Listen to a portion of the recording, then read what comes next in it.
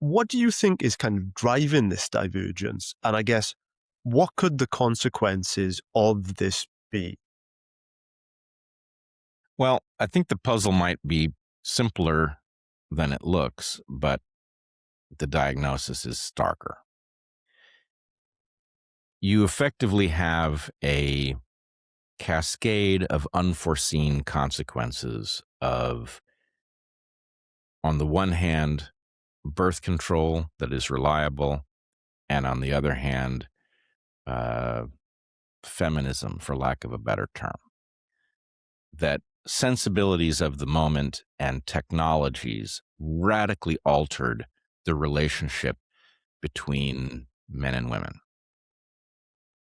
That altered relationship did not get a coherent replacement. And the system we currently have is disruptive of all of the normal things that allow men and women to partner and be prosperous as a result of doing so. At the moment, what I see when I talk to young people is I don't think that young men and women like each other anymore. I think they've both got the ick. And having the ick means that they are looking to the future with an eye towards how to go it alone, how to get their needs met in the absence of a historically useful plan. And I think this looks different to men and women because, ironically, despite some of the sensibilities that we've had shoved down our throat, men and women are different. And I think women, absent a partnership with men, are looking more or less to the state to provide. And that leads to, I resist the idea that it's really a turn to the left, but it is a turn to the nominally left. And men are banding together and teaming up the way men do. And that has them moving towards something that I think it's more justified to call right or conservative. Now, I don't think any of this goes anywhere good. It does not result in a stable new equilibrium of some kind. It's certainly bad for people. Almost nobody is ahead of where their parents' or grandparents' generation was as a result of a more traditional mode of interaction.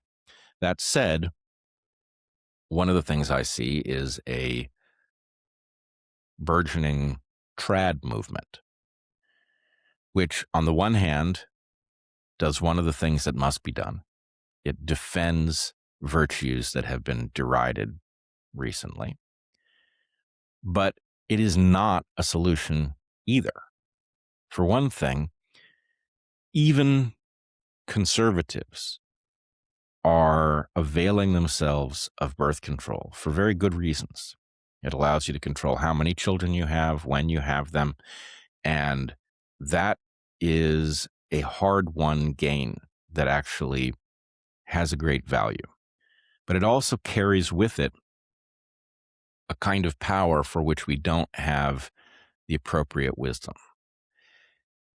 So I don't think you can conserve your way out of this puzzle. What has to happen is a renegotiation of the arrangement between mankind and womankind. And I keep waiting to see that movement. What is the new way that we are to interact now that we, for example, have control over when and how many children to have? But I don't see it. And I'm frustrated by the chaos that is being engendered in the absence of that deal. I think, frankly, as time passes, and therefore the gap between the current generation that is forging relationships and the last generation that knew how to do it correctly, which might arguably be the silent generation, um, as that gap grows, the degree to which young people simply assume that a good romantic life is a myth, that likelihood goes up.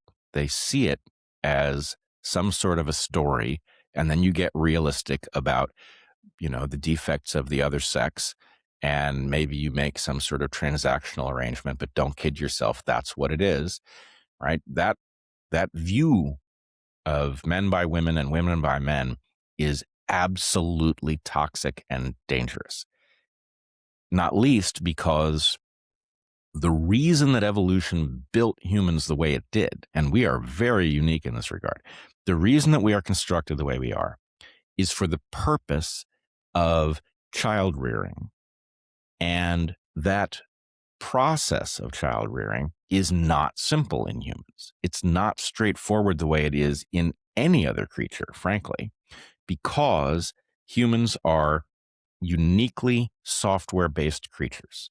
That is to say, what you need to know in order to be an effective human being is not passed to you genetically. It is largely passed to you by parents who know something about their environment. And under normal circumstances, their environment would look an awful lot like the one that you were going to be an adult in. And so a passing of a coherent culture is the reason that human babies are so what we call altricial, meaning helpless when they're born, right? They have to be helpless in order to have their software program loaded on, and to get one loaded on that's relevant to the problems that they're going to face it is both the biggest vulnerability that humans have, and it is the biggest asset we have, because we can have our software program tailored to an environment that looks entirely different than one 10,000 miles away or 500 years in the past. So we need those partnerships. Parents are not there to provide resources and, warmth and keep the rain off. Yes, that's a prerequisite to raising a child. But the bulk of the job is in the conveying of wisdom about how to be a human being. And if men and women don't like each other, that job does not get done well. So civilization is depending on us solving this problem, and we are doing quite the opposite.